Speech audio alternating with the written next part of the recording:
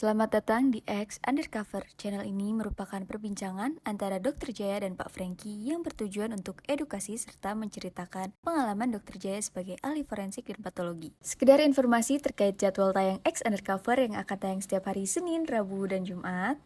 Maka dari itu, untuk mendukung channel ini agar selalu memberikan tayangan yang informatif dan edukatif, kalian bisa dukung kami dengan cara like, comment, subscribe, dan share.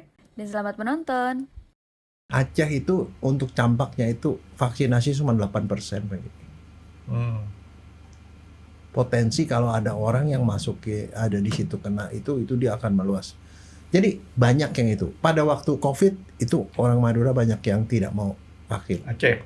Dan di sini ada banyak ahli-ahli yang bilang, oh saya tidak mau, saya gini vaksin itu dimasukin gini. Sebenarnya orang nggak mau divaksin sih sebenarnya.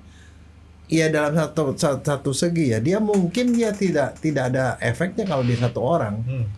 Tapi kalau dia mempengaruhi orang lain sehingga kemudian menyebabkan adanya kebolongan di dalam imunitas kelompok, kan itu jadi masalah. Kemudian menyebabkan orang satu provinsi atau satu kota atau tidak mau divaksin, maka di situ bisa jadi wabah. Itu kan bisa mencelakakan lebih banyak orang. Nah, kita ngebahas vaksin aja tadi kayaknya cukup lumayan panjang, Dok, ya. Ya. Nah, sekarang dalam pengertian vaksin kayak tadi penangkalan segala macam, perkembangannya dari penelitian vaksin itu jadi apa tuh, Dok? Ada nggak lanjutannya?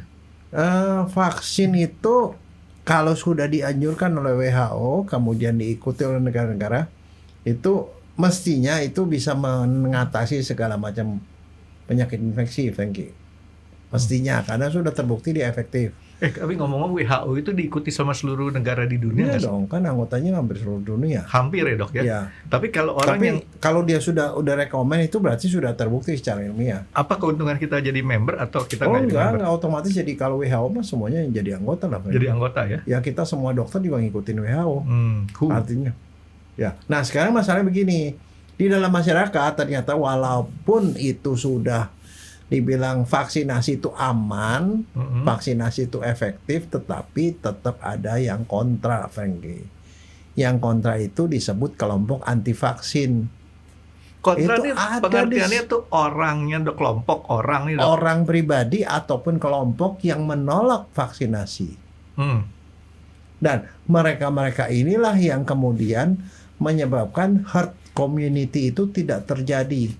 Jadi herd imunitas, jadi imunitas kelompok. Jadi misalnya contoh, jadi kalau di satu populasi misalnya contoh ya, kalau ada 95% dari penduduk Indonesia itu tidak sudah divaksinasi, maka boleh dikatakan itu tidak mungkin ada wabah di negara itu. Oke, karena jadi artinya begitu ada satu orang kena virus, dia menular sini, mentok tuh nggak ada ketularan, jadi nggak menyebar, Franky. Tapi pada saat itu cakupan vaksinasinya itu nggak setinggi itu, yang sakit ini menulari emang sebagian besar barangkali tidak ketularan. Makin banyak yang anti vaksin, maka efektivitasnya itu tidak akan terjadi dan bisa terjadi KLB di tempat itu. Jadi anti vaksin itu semacam gerakan atau kelompok orang atau gerakan kelompok orang? Ada pribadi, ada kelompok. Pada waktu itu kan di Indonesia juga banyak tuh yang kelompok anti vaksin kan. Yang ya anti vaksin kemudian mereka masing-masing juga punya argumen sendiri. Kampanye, bukan argumen. Kalau argumen sih nggak ada masalah dia sendiri, tapi masalah dia mengkampanyekan dan kemudian mempengaruhi orang lain. Ada waktu itu dibilang, pernah ingat nggak isu pada waktu COVID? Ya. Ada video keluar, video Steve Jobs. Ya. Yang ngomong bahwa dia bilang dunia sudah terlalu banyak, kita mesti mengurangi populasi dunia. Mungkin gitu satu. Terus kedua, Steve Jobs udah almarhum ya sekarang ya. Dia bilang apa? Kita masukkan chips supaya kita bisa mempengaruhi orang, bahwa di dalam vaksin itu dimasukin chips yang kecil, orang disuntik dan kemudian orang itu bisa diatur sama dia. Chips yang udah kecil sekarang.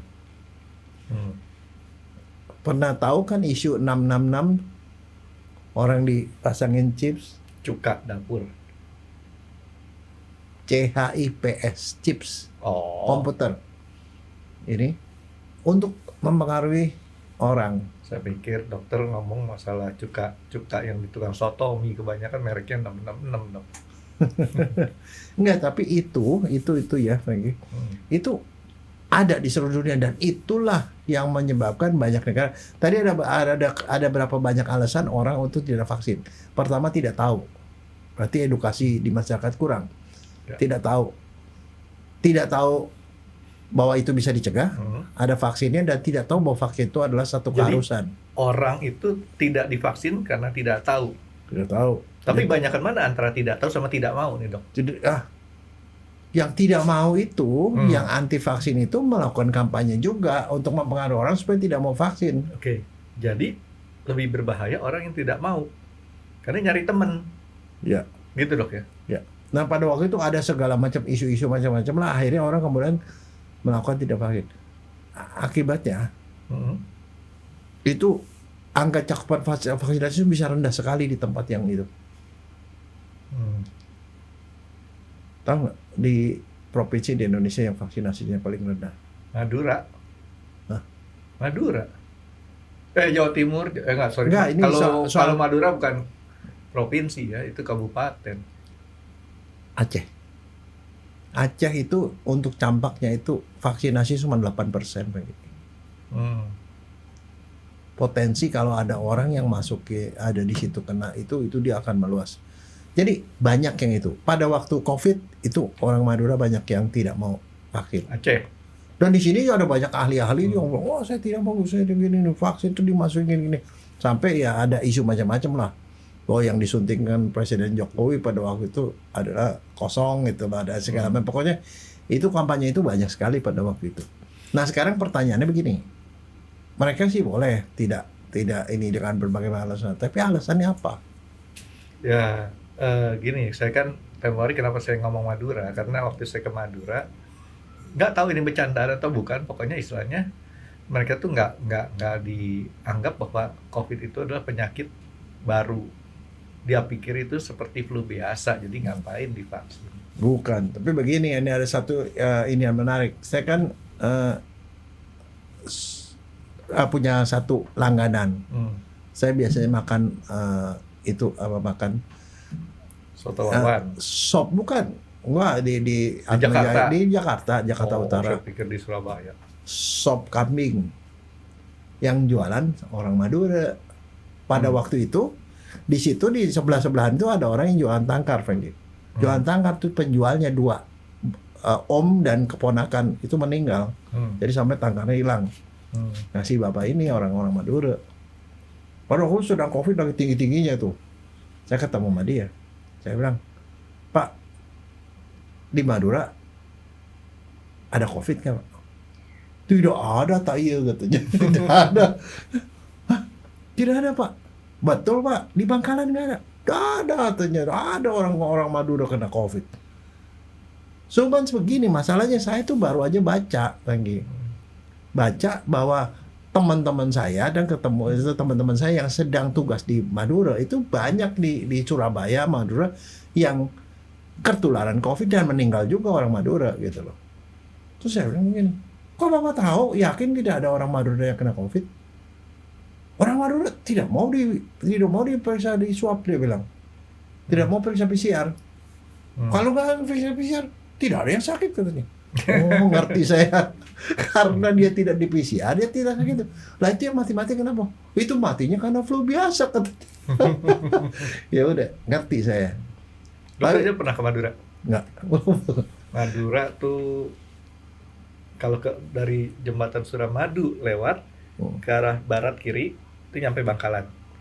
Kalau ke kanan lewatin Sampang nyampe Pamekasan. Yang saya belum pernah nyampe itu 3 kota itu saya pernah nyampe. Saya cuma sampai di itu doang. Suramadu. Suramadu. Yang saya belum pernah nyampe tuh ke Sumenep. Katanya Sumenep tuh agak lebih ramai. Gitu.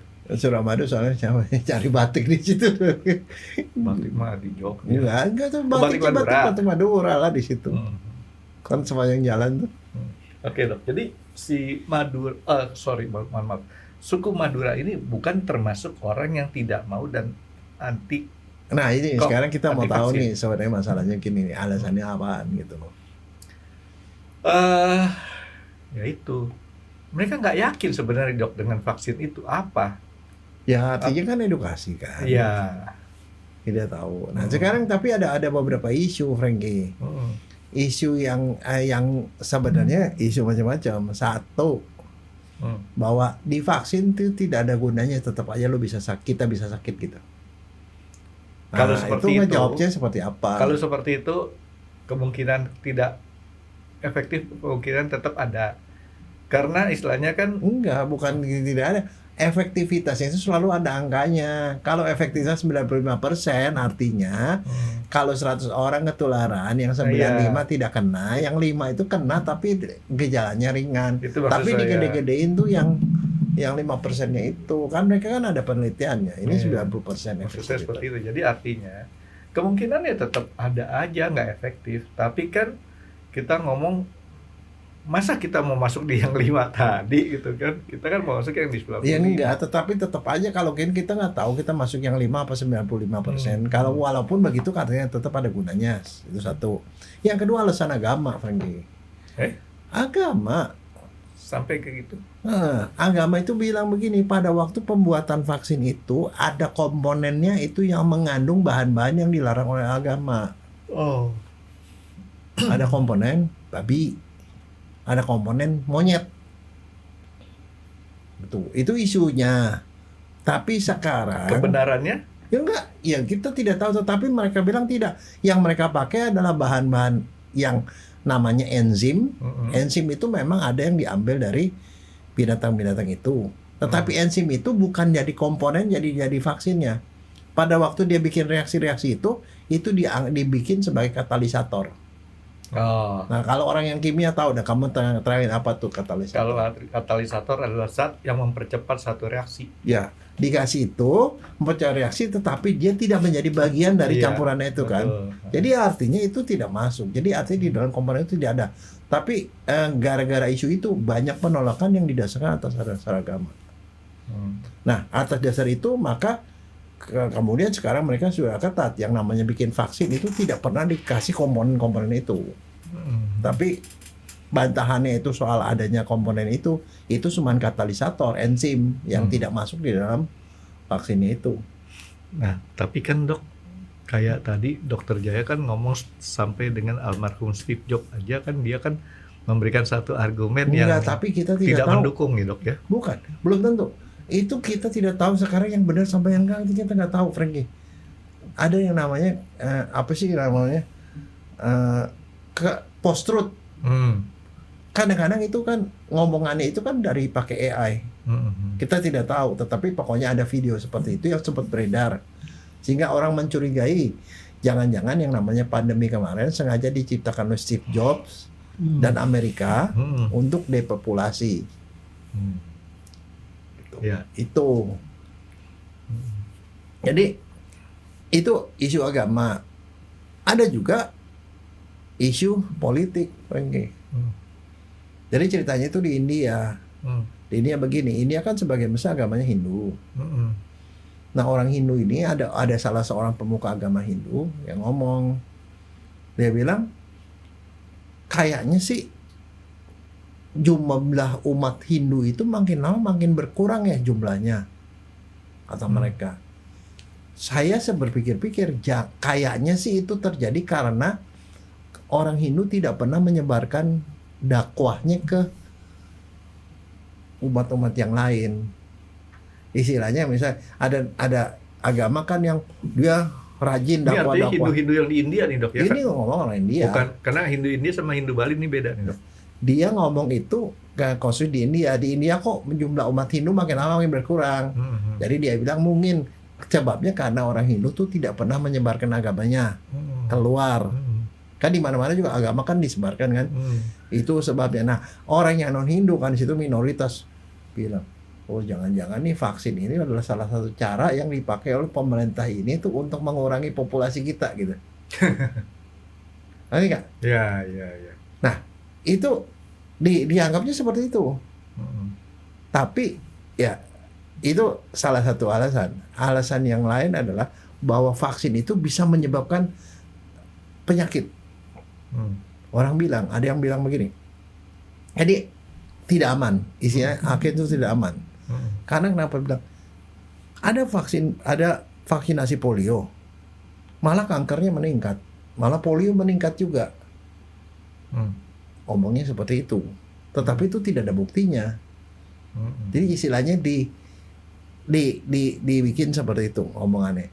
Terus yang COVID tadi kan kita bilang bahwa dia bilang jangan-jangan COVID itu dijadikan sarana untuk memasukkan chips untuk mengontrol orang, gitu.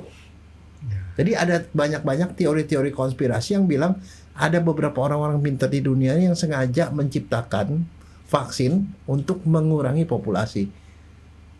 Habis divaksin nanti lo sakit, lo meninggal, akhirnya populasi jadi berkurang gitu loh.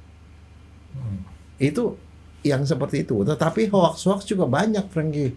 Dan kita tidak pernah tahu itu hoax apa enggak. Kenapa kita nggak bisa tahu dok itu hoax atau bukan? Loh, sekarang nggak pernah ada kontrak penyelidikannya. Lo enggak. Kalau sekarang nggak mau tahu itu hoax apa enggak, kamu gimana caranya? Tergantung hoaxnya tuh berita atau apa? Berita lah, berita-berita mengenai vaksin segala macam. Dia bilang si ahli ini ngomong seperti ini pada tahun sekian begini-begini, atau dia kasih bukti begini-begini, begitu dicek ke situ nggak ada buktinya. Nah iya, itu kan maksud saya, nggak ada orang yang sampai neliti itu kontra hoax atau bukan gitu. Iya. Kan harus dipelajari. Karena ada beberapa yang disimpangkan. Ada satu ahli, ya, dia ngomong begini, vaksin polio nih, Salk nih, jangan cuman ditambah jumlah vaksinasi di seluruh dunia segala macam jadi kuantitas, mesti diperbaiki juga kualitasnya supaya kualitasnya jadi lebih baik sehingga dia lebih efektif gitu segala macam. Nah kali kata-kata itu dipelintir, jadi dia bilang oh dia anti vaksin gitu loh. Jadi ahli ini aja anti vaksin, apalagi kita kan kayak gitu loh. Jadi itu pemelintiran post truth, jadi sengaja dipelintir-pelintir gitu tuh yang itu banyak.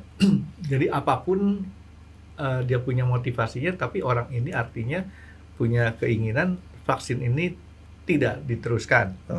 Nah sekarang kalau Dokter Jaya ngelihatnya kan vaksin itu positif nggak dok? Positif lah. Artinya si anti vaksin ini orang-orang yang negatif. Ya tapi orang pintar, banyak orang pintar dan mereka mempengaruhi orang lain. Kan negatif. Orang pintar belum tentu positif dong. Iya. Oke, nah sekarang begini, yang berikutnya adalah ada orang yang sengaja menggembor-gemborkan bahwa vaksin itu bisa bikin efek samping, Frankie. Efek samping, bukan efek depan. Efek samping. Ya. Apa? Vaksin HPV untuk CA cervix itu kan kanker yang Kanker bisa rahim. kanker rahim, mulut rahim. Yang bisa dicegah itu adalah CA cervix. CA cervix itu dicegah dengan cara vaksin HPV. Tapi pada waktu tahun 2015 itu ada isu yang bikin orang jadi gempar di Indonesia. Kenapa dibilang? Dia bisa bikin menopause dini. Ibu-ibu kan kaget semua kalau gue menopause dini, nanti suami gue nyari perempuan baru lagi. Kan menopause dini itu membuat perempuan jadi lebih tua lagi. Nggak ada filmnya tuh dok ya? Itu isunya. Padahal itu nggak benar. Satu. Yang kedua, 2017 ada lagi bilang vaksin polio vaksin polio bukan vaksin polio, ada vaksin 2017 pokoknya dia bisa bikin orang lumpuh. Ya. Padahal itu ada kasusnya. Iya saya dengar itu. Ada kasusnya, tapi begitu diselidiki ternyata orang itu memang sudah menderita kelainan saraf sebelumnya. Jadi vaksin itu tidak menyebabkan kelumpuhan. Ya. Vaksin saya lupa juga, tapi saya pernah dengar berita itu. Morbilli, campak. Nah. Kenapa? Barangkali cakupannya rendah. Tahu nggak ada isu yang ngomong itu juga sama isu. Dia bilang vaksin campak itu menimbulkan autisme pada anak. Jadi ibu-ibu nggak mau lah gue daripada anak gue autis. Padahal itu semua tidak ada buktinya, Frankie.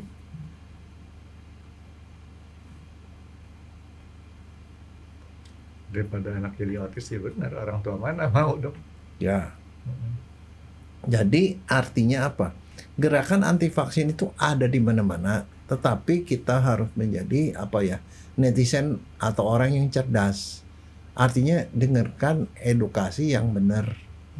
Kalau misalnya nggak yakin, tanyalah ahlinya. Karena biar gimana pun sampai pemerintah keluarin anggaran begitu besar untuk vaksinasi segala macam, pasti itu memang sudah semestinya seperti itu untuk menjamin bahwa kita tuh tidak masuk ke dalam wabah dan segala macam begitu. Ya. Kajiannya udah lengkap lah dok, Ya. seperti itu.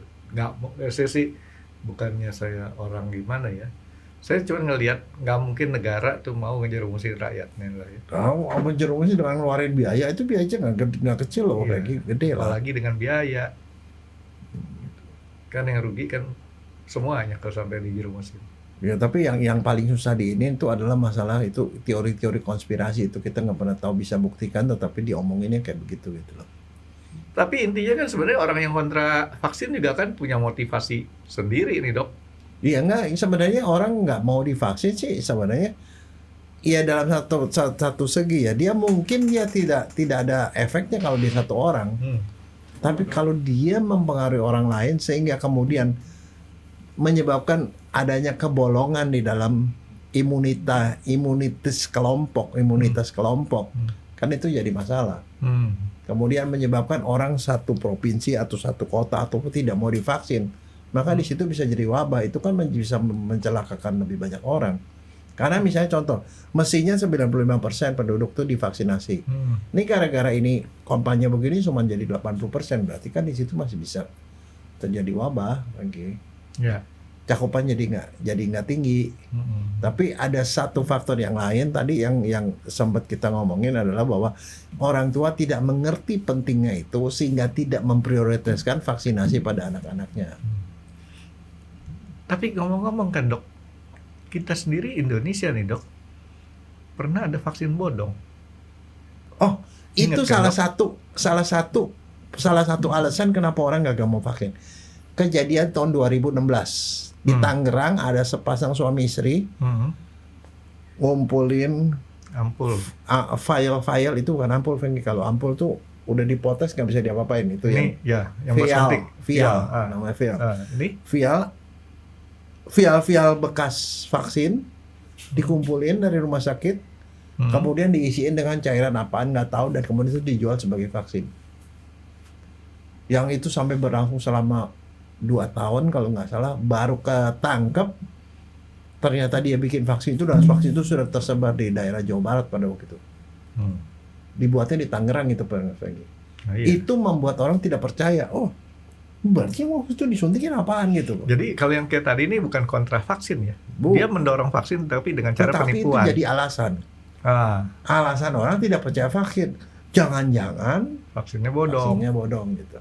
Itu salah satu alasan, Bang. Ya itulah. Jadi kan sebenarnya kan banyak faktor nih dok. Ya. Orang punya motivasi terhadap nggak setuju dengan vaksin. Tapi ketidaksetujuan ini kan kebanyakan boleh dibilang nggak punya dasar yang cukup kuat ya dok. Iya, tetapi masalahnya begini, Frankie. Kita itu kan masyarakat kita nggak semuanya cukup cerdas. Mereka telan aja segala macam informasi dari media sosial ataupun siapa-siapa yang biasanya itu kan orang yang suaranya nyaring itu belum tentu orang yang benar kan. Nah, itu yang didengarin dan dianggap sebagai kebenaran. Itu yang disebut post-truth itu kan. Sengaja dia itu dengan kecerdikannya itu melintir fakta dan kemudian orang percaya sama dia itu loh. Itu nggak ada hukumannya dok ya? Orang yang anti vaksin atau kontra vaksin tadi. Hukumannya? Artinya secara undang-undang tidak ada aturannya bahwa yang seperti itu ya termasuk makar lah. Kalau mau dibilang itu mau diproses ya bisa aja, tetapi itu sebagai penyebaran kabar bohong boleh aja, bisa aja. Jadi sampai situ doang ya. Iya. Kan prinsipnya kalau dari hukum pidana atau apa begitu kan, kalau nggak ada undang-undangnya, nggak ada aturannya kan nggak bisa dihukum. Penyebaran kabar bohong ya mungkin bisa, tetapi siapa yang mau menggugat dia? Terus antisipasinya dok supaya tidak terjadi. Edukasi, cuman satu. Edukasi masyarakat bahwa ini penting, apa gunanya vaksinasi ini, kapan harus divaksinasi, apa resikonya kalau tidak divaksinasi. Edukasi yang benar tentang itu oleh orang-orang yang punya pengetahuan. Jadi artinya begini, suatu katanya sih gini ya, suatu negara itu akan beres kalau orang yang benar-benar punya pengetahuan dan punya kebenaran itu nggak berani ngomong, Frankie. Yang ngomong bersuara nyaring adalah orang-orang yang tidak punya pengetahuan atau sengaja mau memutarbalikkan kebenaran gitu loh. Ya artinya jangan dibalik kan dok. Ya. Orang yang harusnya ngomong dia tidak ngomong, yang harusnya nggak usah ngomong dia malah ngomong. Ya, yang kenyataannya begitu. Dan kebanyakan yang jadi masalah ada justru orang yang tahu tidak ngomong, yang sengaja mau melencengkan itu dia ngomongnya lebih nyaring gitu. Jadi kalau menurut Asmuni bilangnya apa dok? Terjadi hil-hil yang mustahil. Oke dok, jadi sekarang si kontra vaksin tadi nih dok, orang-orang itu ada di seluruh dunia loh, Frankie. Bukan cuma di Indonesia loh. Iya. Cuman anti vaksin kalau di dunia yang di luar Indonesia barangkali mungkin alasannya lebih ini, tetapi itu juga ada di mana-mana, bukan cuma di Indonesia. Tapi di Indonesia mungkin kalau ada anti vaksin itu suaranya lebih nyaring, Frankie. Tapi kan kalau misalkan kita pikirin nih dok ya, dia ngomong seperti itu dok, itu nggak terlalu banyak kan yang ngomong kayak gitu dok. Tapi suaranya nyaring, Frankie. Suaranya dia berulang-ulang terus. Ya, nyaring dan itu diviralkan. Nah itu ada beberapa orang yang cenderung hobinya memviralkan hal-hal yang Jadi begitu. menurut dokter Jaya di sini penjelasannya harus lebih masif gitu dok. Iya, itu namanya edukasi masyarakat soal masalah kesehatan, soal manfaatnya vaksin. Ini kalau menurut saya itu dengan adanya wabah morbili sekarang, itu adalah alasan yang paling tepat untuk mengedukasi karena morbili itu bisa dicegah. Saya aja dengan sampai vaksinasi. sekarang baru tahu nih dok ada wabah lagi morbili ini dok. Saya pikir udah aman-aman aja gitu kan. Kamu punya temen dokter percuma, tanyalah sama dokter lagi banyak kasus apaan gitu. Enggak, kenapa saya ngomong gitu? Besok saya mau ke Jogja, mau ke Jember, gitu kan? Jadi Kamu cari daerah kota-kota di Iya, makanya Indonesia saya mau yang cari yang sedang itu. wabah morbili gitu. kan berangkat lagi nih harus Udah tahu kan Jogja. gejalanya mata merah, Mata merah batuk pilek. di belakang sini, gitu kan? Ya kan repot kalau saya ke sana. Ya terpaksa harus maskeran lagi dok. Tapi memang kalau saya sih jujur aja dok, kalau keluar kota mau naik apa aja kecuali naik mobil pribadi ya, selalu pakai masker. Terutama kalau masuk tempat kayak ya kalau di bis atau di mana pesawat atau api pasti pakai maskeran. Soalnya kita nggak tahu di situ berapa banyak yang sehat, berapa banyak yang sakit kan dok. Oh, kayak tadi saya tanya, tapi kalau si campak itu kan sampai 30 meter. Nggak seperti COVID kan, COVID cuma 2 meter. Campak ini dia punya virusnya lebih kecil lagi nih dok. Betul ya dok ya? Karena kalau dia makin kecil, makin gampang ke bawah angin. Ya, tapi ini ya kontra vaksin tadi dok, keuntungannya apa sih? Hah? Keuntungannya? Terkenal lah. Cuman itu. Oh, Ya nggak enak, nggak jelas banget ya. Ya mudah-mudahan lah dok, kalau kontra vaksin ini nggak terlalu banyak orang kerjain lagi. Kalau nggak kan selalu ada, Frankie. selalu ada. Itu jadi concern juga di WHO. Kenapa kok masih ada wabah di mana-mana? Nggak, yang tadi dokter dia tuh bilang selalu ada yang kontra vaksin. Dan ini dia mencoba untuk mencari teman gitu ya. Iya. Kan mesti kalau dia nggak suka ya udah dirinya sendiri aja gitu kan. Bukan nyari teman, mempengaruhi orang yang pro vaksin menjadi kontra vaksin juga. Iya, nyari teman jadi buat dia kontra vaksin. Kalau nyari teman sih memang dia anti sama anti. Nyari teman dia nyari yang teman. Kalau ini enggak, orang yang tadinya mau vaksin jadi nggak vaksin gitu loh. Menambah teman bukan Nambah mencegah. temen. Nggak jelas ya dok orangnya. Ya di mana-mana kan kapan dibilang ada orang jahat? Kalau ada orang baik, kalau ada orang jahat kan itu kontras selalu ada, Frankie. Yin yang. Oh, kalau ada orang jahat, Kan enggak, kalau ada orang jahat makanya ada orang baik. Kalau nggak ada yang jahat kan yang baik. kalau orangnya jahat semua. Ada Rama, ada Rahwana. Itu yin yang, makanya kan yin yang itu kebentuknya apa?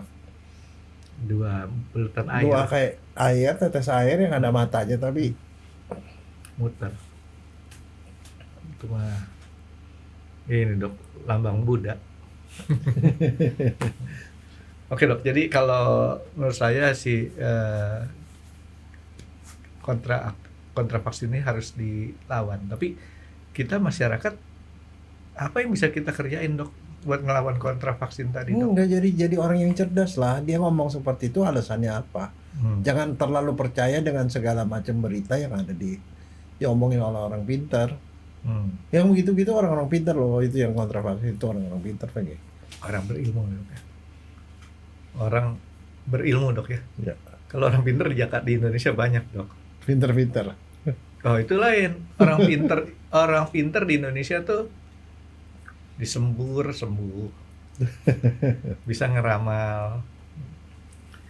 Oke dok, jadi si kontra vaksin ya tadi dokter Jaya sebutin bahwa kita sebagai masyarakat harus lebih bijak dalam hal menerima informasi gitu dok ya. Ya. Dan satu, kalau orang yang ngerti bahwa itu adalah nggak benar, ya dia orang yang mesti yang punya pengetahuan ya speak up lah, maksudnya ngomong gitu. Yang benarnya seperti ini gitu. Tapi kebanyakan di kita orang yang punya kompetensi tidak ngomong, malah diem dok. Gitu.